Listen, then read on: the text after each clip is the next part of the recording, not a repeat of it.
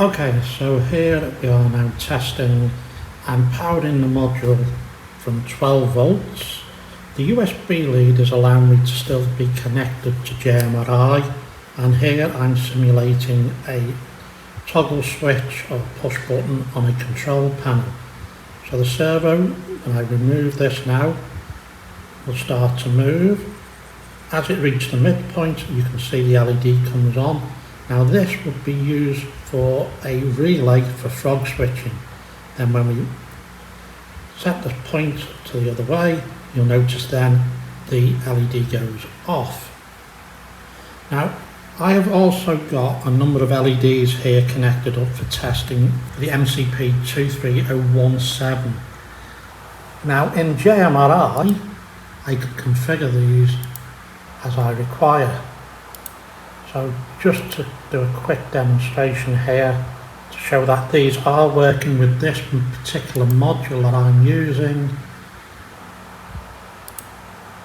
So I will make the LED on output number 2 is now flashing.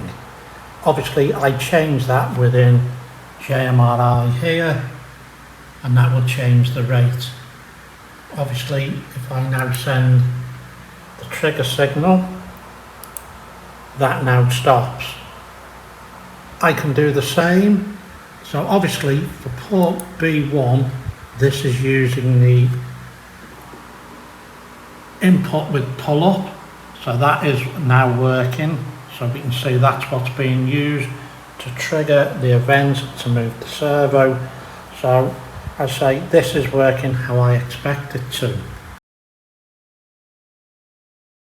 So here's the schematic diagram for the wave share MCP 23017 that I'm using. Now there's a few things we need to look at here, and here you can see we've got the reset pin for the module, which is this one here, is held at 5 volts or VCC, so 5 volts or 3.3 volts. Now the module David is using, I believe, does not have this set up, so that might be causing one problem. The other thing that is different between the module that I'm using and the module that David is using is here you can see the different pads for the addressing of the A0, A1 and A2. So these at the moment are held up by VCC.